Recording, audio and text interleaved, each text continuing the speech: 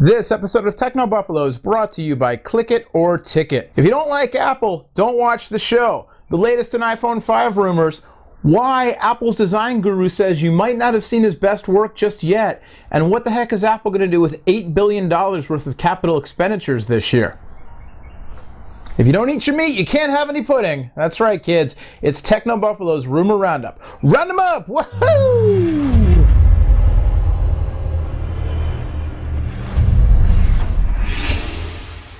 Bonus points to anybody who got the Pink Floyd reference. What's going on, everybody, and welcome to the Roundup. My name is Noah Kravitz. I'm editor-at-large for TechnoBuffalo.com, and this is your Roundup of the latest and greatest technology rumors for the week ending today, Friday, May 25th, 2012. This episode of Techno Buffalo on Revision 3 is brought to you by our friends at Click It or Ticket. First off, Apple's Senior Vice President of Industrial Design, Jonathan Ive, ahead of being knighted, receiving his knighthood in Britain, told the Telegraph UK that his most important and best work, we've not seen it yet.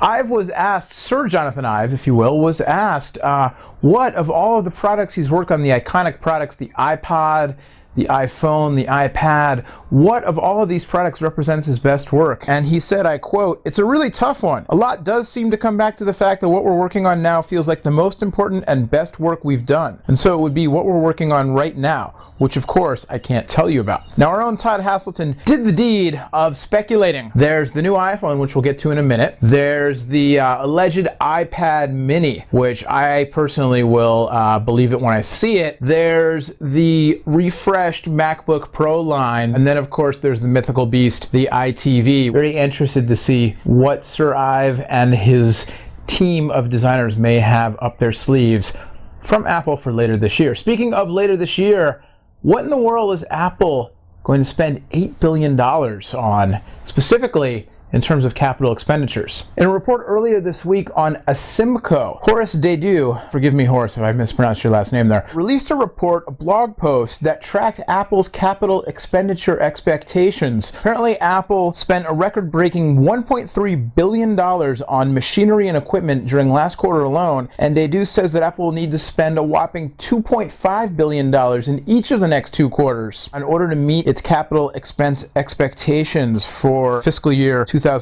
So what in the world is Apple spending all of this money on? Some reports saying a grand total of $8 billion during the course of this fiscal year. Capital expenses, according again to our own Todd Haselton, include buildings, land, tooling, office equipment, internal use software, and improvements to stores. It could be on the machines that make the bodies for the new iPhone. It could be that Apple is buying machinery to put into Foxconn, because it was just reported that Foxconn to ramp up production, build new production facilities specifically for Apple products. Or it could be that Apple is getting into the factory business and they're going to go from being a technology company to an actual industrial company that produces their own industrial goods themselves instead of outsourcing them to places like Foxconn. One of the speculations has to do with liquid metal technology, which is a technology that some folks are speculating may be used in new Apple products beginning with the new iPhone that's expected to be released later this year. Of course, there is the theory that Apple is spending tons of money to ramp up production for the new iTV so that they can sell a next generation super whiz-bang loaded to the gills TV set, and you know, who knows. All right, we'll go from the abstract to the concrete, and we'll talk about the latest in iPhone rumors, including pixels, some actual specs, after this word from our sponsors. In an effort to save more lives on America's roadways, state and local law enforcement agencies are out right now. They're out in full force on the roads right now through June 3rd, 2012, teaming up with motorists to crack down on folks who don't buckle up before they drive. Did you know that motorists are 75% more likely to be killed in a rollover crash if they're not wearing their seatbelts? Think about that. All you have to do is buckle your seatbelt.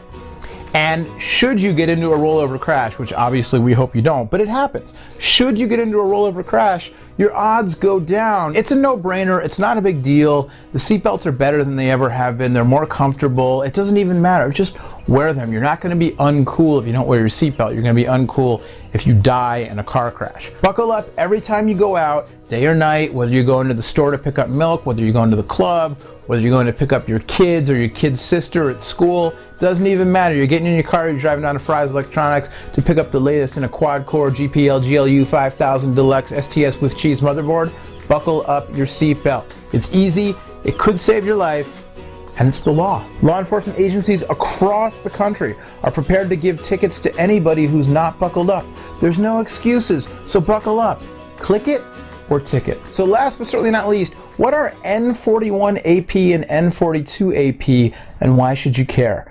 They are the code names for the two iPhone prototypes that Apple is allegedly testing right now in preparation for a launch later this year, each with 3.95-inch displays. Now, if these pan out to be the real thing, if one of these is the real thing, Apple will probably just call it a 4-inch display because, you know, round up, Apple's not gonna announce a 3.95-inch display. They'll just call it 4. And apparently what they've done is they've elongated the display, so the aspect ratio is now just about 16:9. Now what Apple apparently is doing, if the reports are to be believed, is they have elongated the display so that the resolution is now 1336 by 640. And apparently iOS 6 is going to contain a new home screen layout that can allow for a 5th row of icons in, pardon my pun, the iconic grid of icons that has become the hallmark of iOS. Todd Haselton, again, it's the Todd Haselton Show, ladies and gentlemen, sourcing 9to5Mac and some other sources as well, that the overall size of the device will not change. The physical form factor of the new iPhone will stay at 1.94 inches. Instead, you'll just have less bezel. Also,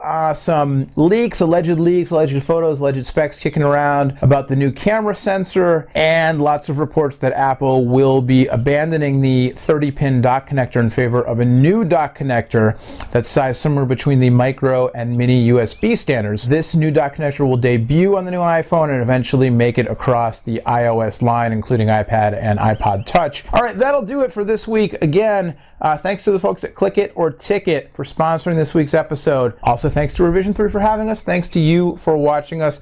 Thanks to Todd for basically writing my show for me this week with his reporting. Until next time, my name is Noah. Thank you for watching. I said that, but I mean it so much I said it again. This has been your Rumor Roundup. Run 'em up! Woohoo! We'll see you next time.